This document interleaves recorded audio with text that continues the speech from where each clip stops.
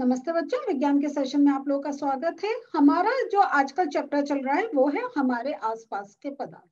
अब तक जो हम लोगों ने जानकारी ले ली है वो है कि पदार्थ कणों से मिलकर बने होते हैं और जो कण होते हैं उनकी हमने देखा कि जो पदार्थ हैं वो तीन अवस्था में मिलते हैं, ठोस, द्रव और गैसीय अवस्था में मिलते हैं।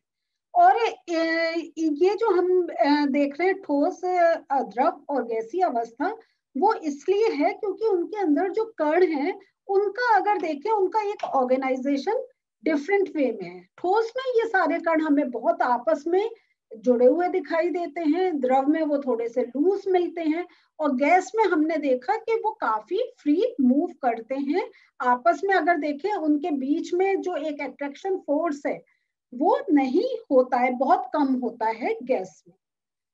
अब हमारा जो आज हम समझने जा रहे हैं वो है कि जो पदार्थ हैं क्या वो अपनी अवस्था को बदल सकते हैं।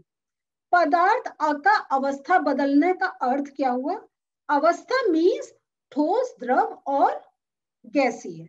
तो क्या पदार्थ ठोस से द्रव में चेंज हो सकते हैं, द्रव से गैस में चेंज हो सकते हैं, या अगर हम देखें जो द्रव है वो ठोस में चेंज हो सकता है या गैस किसी और अवस्था में हो सकता है। ये सब चीजें, क्या ये अवस्था चेंज पॉसिबल है? बताइए, हाँ या नहीं? है ना? और ये हमने अगर देखें तो अगर एक आइसक्रीम का ही सिंपल एग्जांपल ले लेते हैं, सबको पसंद है आइसक्रीम। हम जब आइसक्रीम खाते हैं वो क्या होती है? ठोस रूप में होती है। लेकिन अगर हम उसको थोड़ी समय के लिए फ्रिज में नहीं रखें, बाहर रखें, क्या होगा? वो द्रव अवस्था में आ जाएगी, वो बहनी शुरू हो जाएगी, है या नहीं है?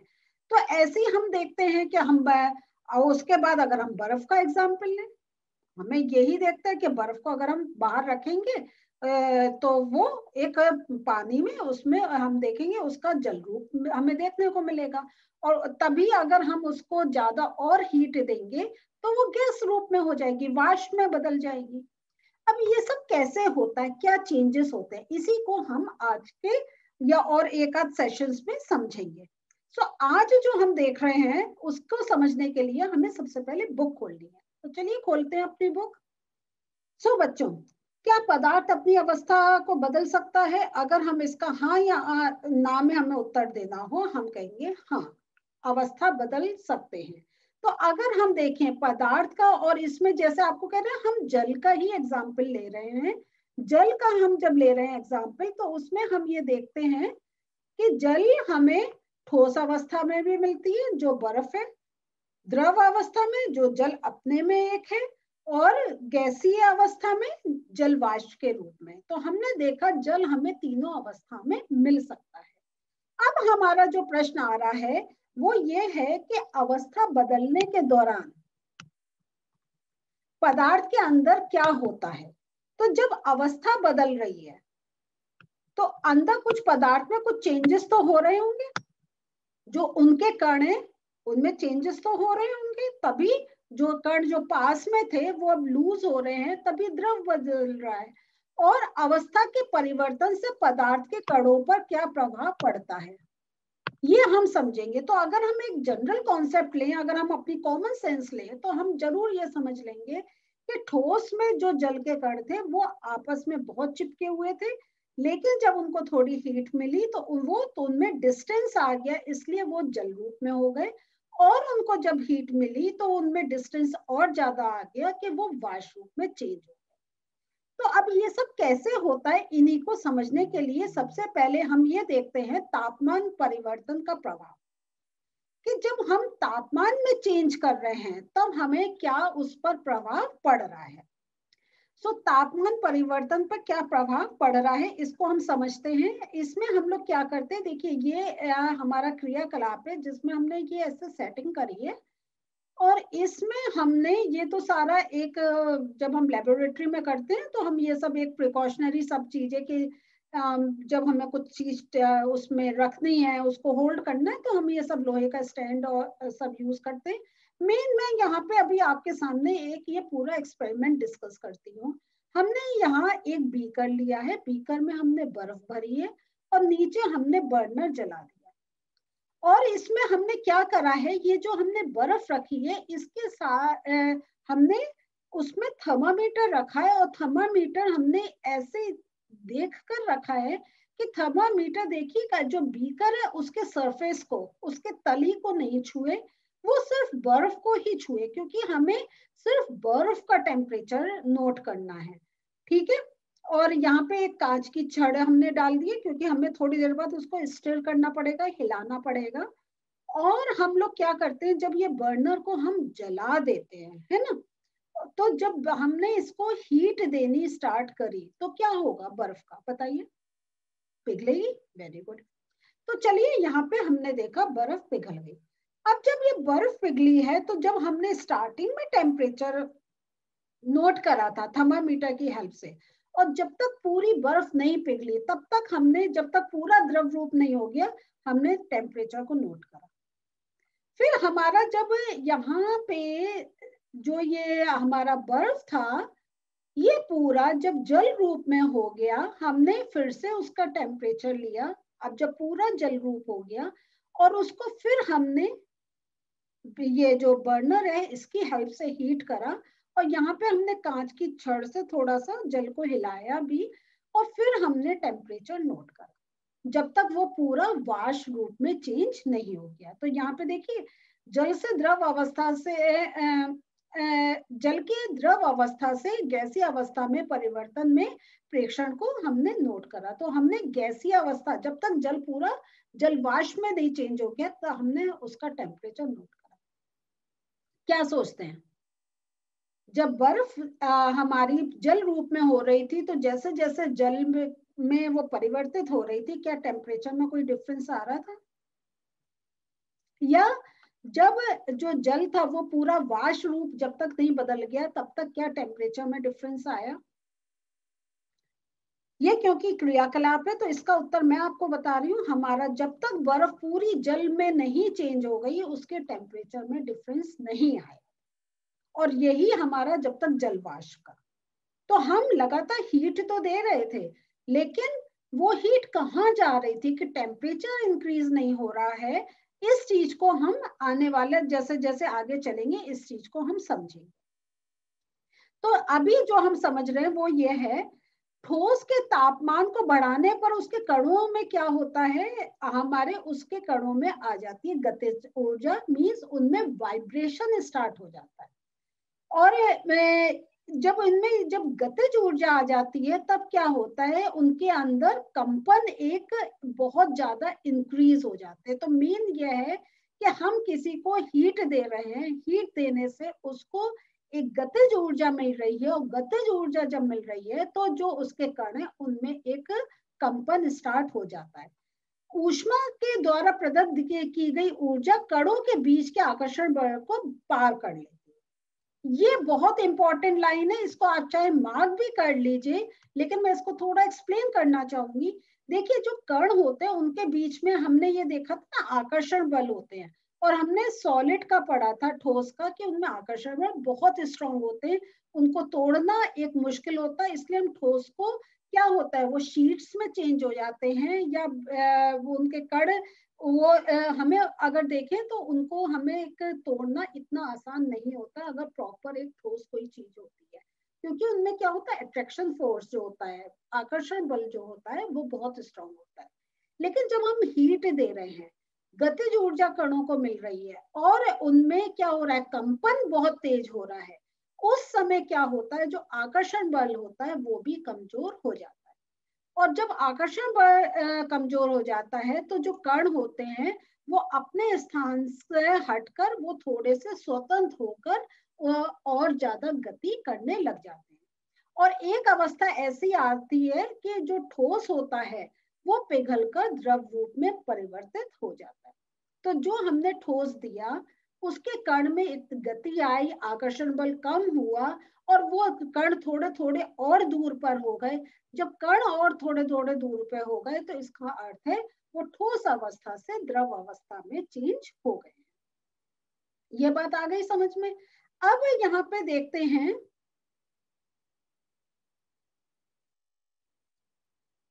एक और इम्पोर्टेंट लाइन हम मार्क करने जा रहे हैं, वो है जिस तापमान पर ठोस पिघलकर द्रव बन जाता है वह इसका गलनांक कहलाता है। कि किस टेम्परेचर पर जो ठोस है वो पूरा आपका क्या है, वो जो द्रव रूप में हो गया वो होता है गलनांक। किसी ठोस का गलनांक उसके कणों के बीच के आकर्षण बल के सामर्थ्य को दर्शाता है। मीन्स कि कितना उसमें इतना कितनी आपस में आकर्षण बल है कि वो कितनी ऊष्मा देने पे वो टूट रही है। तो जो हम गलनांक कह रहे हैं वो ये भी दर्शाता है, हम गलनांक देखकर पहचान सकते हैं जब हमें उसका एक अगर हमें वैल्यू मिले कि इन ये जो हमारे सामने ठोस था उनमें आकर्षण बल कितना एक स्ट्रॉन्ग था। तो ये जब हमें, अभी तो हम खाली बर्फ की बात कर रहे हैं, ऐसे और बहुत सारे हमारे पास एग्जाम्पल्स हैं जो ठोस हैं और गर्म करने पर वो द्रव अवस्था में आ जाते हैं, लेकिन वो अभी हमारे कोर्स में नहीं है। हम अभी पहले मेन कॉन्सेप्ट समझ रहे हैं, इसलिए अभी हम उस पर ही कॉन्सेंट्रेट कर रहे हैं। तो जो बर्फ का गलनांक है, आप ये भी नोट कर लीजिए, ये 273.16 केल्विन होता है। तो जो के है ये है केल्विन। ठीक है, अभी मैं आगे चल रही हूँ। केल्विन को मैं आपको थोड़ा और, ये जो यहाँ पे इसको अभी हम बाद में डिस्कस करेंगे, पहले ये सीक्वेंस में समझ लें। तो इसका क्या अर्थ हुआ कि गलने की प्रक्रिया यानी ठोस से द्रव अवस्था में परिवर्तन को हम संगलन भी कहते हैं, कि अगर हम कहें तो ऐसे भी कह सकते हैं कि किसी ठोस के गलने की प्रक्रिया में तापमान समान रहता है, ऐसे में ऊष्मीय ऊर्जा कहाँ जाती है। तो मैंने देखिए अभी जब मैं एक्सपेरिमेंट को आपको समझा रही थी तभी मैंने आपको ये चीज समझाई थी कि जो गलने की प्रक्रिया उस समय जो तापमान है वो समान रहता है। तो और जो हमारे सामने एक प्रश्न आ रहा था वो यही आ रहा था कि हम क्योंकि हीट लगातार दे रहे थे तो वो हमारी जो हमने हीट दी वो कहाँ गई। तो ये अब इस हम पॉइंट पर आने से पहले मैं आपको पहले थोड़ा सा केल्विन के बारे में बताना चाहती हूँ। ये जो केल्विन है ये क्या है, ये अंतरराष्ट्रीय मात्रक केल्विन कहलाता है। हम जैसे अगर हम इंडिया की बात कर रहे हैं तो हम सेंटीग्रेड में बात करते हैं, लेकिन बाहर किसी कंट्री में फ़ारेनहाइट होता है। तो हर कंट्री का अपना अपना एक मानक तंत्र माना जाता है। तो ये एक, जब हम साइंस में बात करते हैं तो कुछ चीजें हम देखते हैं, जैसे हमने साइंस में हमने देखा सिंबल्स कि हाइड्रोजन एस से रिप्रेजेंट होगा, पोटेशियम के से होगा, सोडियम Na से होगा।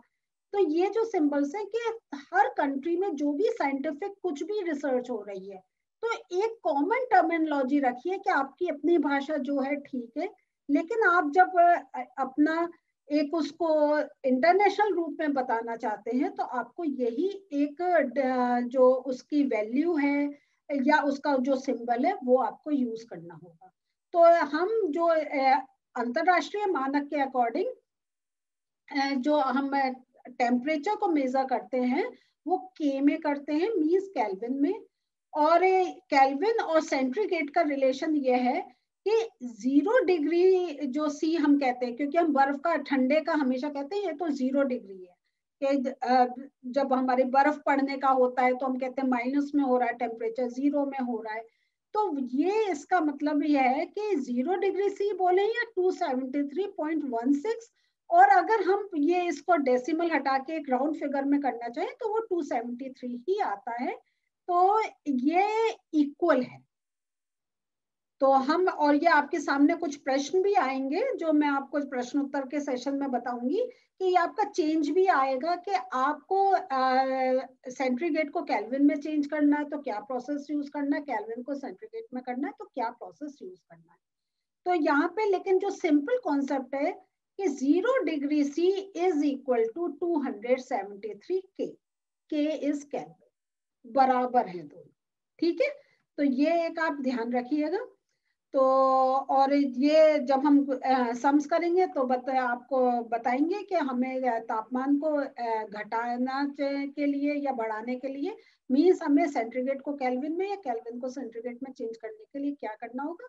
ये मैं जब प्रश्न उत्तर करूंगी तो इसको और समझाऊंगी, लेकिन मेन याद रखिएगा केल्विन जो है वो अंतरराष्ट्रीय मानक है तापमान का। ठीक है, अब हम आते हैं अपने इस पॉइंट पर कि जब हम लगातार ऊष्मा दे रहे हैं लेकिन टेम्परेचर में इंक्रीज नहीं हो रहा है, तो ये ऊष्मीय ऊर्जा कहाँ जाती है? तो गलने के प्रयोग की प्रक्रिया के दौरान हमने ये देखा होगा कि गलनांक पर पहुंचने के बाद जब तक संपूर्ण बर्फ पिघल नहीं जाती है, तापमान में बदलाव नहीं आता है।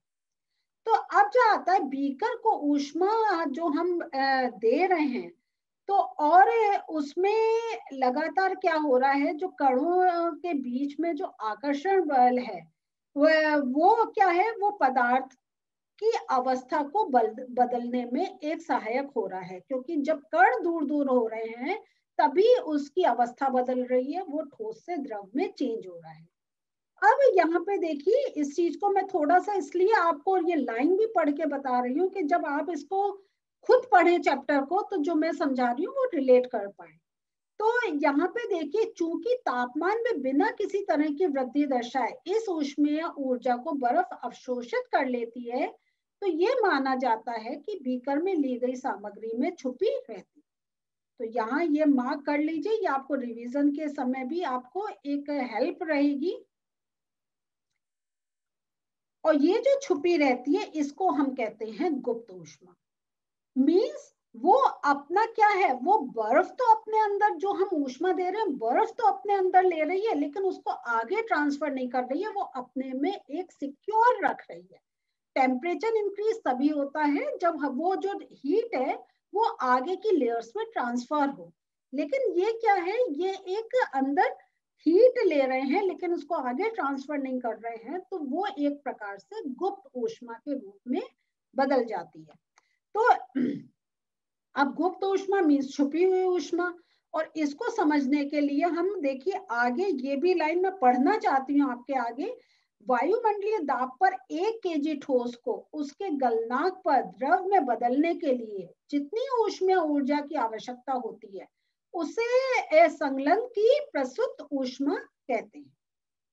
तो यहाँ पे मीन्स अगर हमारे सामने कोई 1 केजी का, ये अब हम एक जनरल स्टैंडर्ड है, ये साइंस में हम ऐसे ही समझते हैं, हर चीज को हम 1 केजी और एक पूरी एक यूनिट के हिसाब से समझते हैं।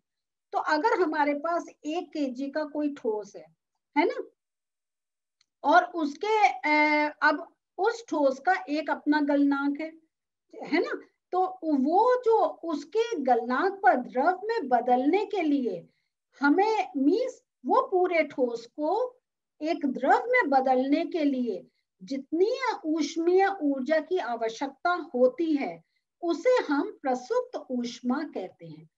उसे लेटेंट हीट, इंग्लिश में हम इसे लेटेंट हीट कहते हैं।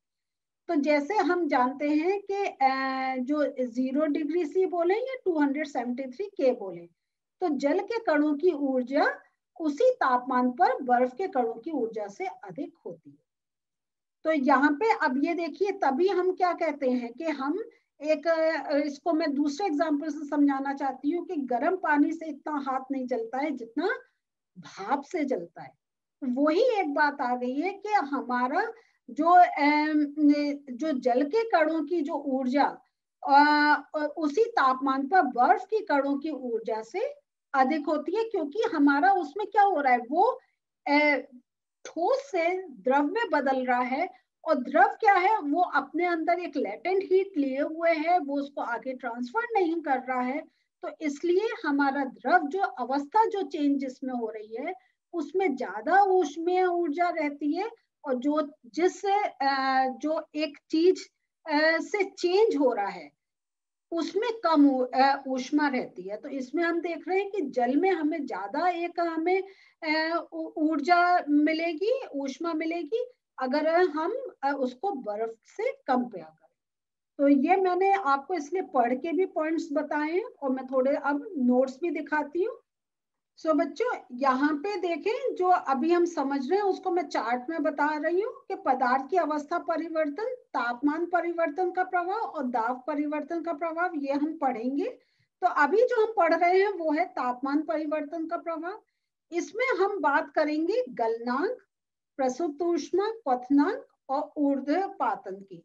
तो यहाँ पे देखिए अभी हमने गलनांक और प्रसुप्त ऊष्मा के बारे में हमने समझ लिया है, और इसको ही अब मैं थोड़े इनके स्ट्रक्चर से समझाती हूँ कि तापमान परिवर्तन का प्रभाव क्या होता है। कि ये जो हमारा तापमान बढ़ने पर क्या होता है, ये जो एक सॉलिड मीन्स ठोस, इसमें क्या होता है, गतिज ऊर्जा आ जाती है, और गतिज ऊर्जा के में वृद्धि के कारण ये जो इनके, ये देखिए जो सर्कल दिखाए हैं, ये मैंने कण, इन समझ लीजिए ये कण है, और इनमें क्या होता है, कंपन तेज हो जाता है, फिर आकर्षण बल इनका कमजोर हो जाता है, और इस कारण वो क्या होता है, वो अपनी जो पोजीशंस होती है उन्हें छोड़ के मूव करना शुरू कर देते हैं, गति करना शुरू कर देते हैं, और जो सॉलिड होता है वो लिक्विड में चेंज हो जाता है। अभी हम गैस का नेक्स्ट सेशन में बात करेंगे, लेकिन ये आप इतना देखिए। तो ये मैंने स्ट्रक्चर से आपको दिखाने की कोशिश करी है। गलनांक की बात करें तो गलनांक वह न्यूनतम तापमान है जिस पर ठोस पिघलकर द्रव बन जाता है। किसी ठोस का गलनांक उसके कणों के बीच के आकर्षण बल के सामर्थ्य को दर्शाता है। तो ये गलनांक का एक शॉर्ट नोट आपको दे दिया मैंने। और प्रसुप्त ऊष्मा की बात करनी हो तो आप इसको ऐसे परिभाषा रूप में देंगे, वायुमंडलीय दाब पर 1 केजी ठोस को उसके गलनांक पर द्रव में बदलने के लिए जितनी ऊष्मीय ऊर्जा की आवश्यकता होती है उसे संलग्न की प्रसुप्त ऊष्मा कहते हैं। ठीक है, तो ये हमारा आज हमने देखा। थोड़ा सा जरूर ये डिफिकल्ट है, तो आप एक बार नहीं समझ में आए तो घबराइए नहीं, सेकंड टाइम ये वाला सेशन देखें। और इसलिए मैंने कुछ इंपॉर्टेंट पॉइंट्स आपको बुक में से भी पढ़ के समझाए हैं कि आप उस लाइंस को फिर से पढ़ें। इसके बाद भी अगर आपको कोई डाउट है तो आप मुझसे ऐप के थ्रू पूछ सकते हैं। तो नेक्स्ट सेशन में हम यही जो हमारा टॉपिक चल रहा है इसको आगे लेकर चलेंगे। मिलते हैं नेक्स्ट सेशन में, बाय।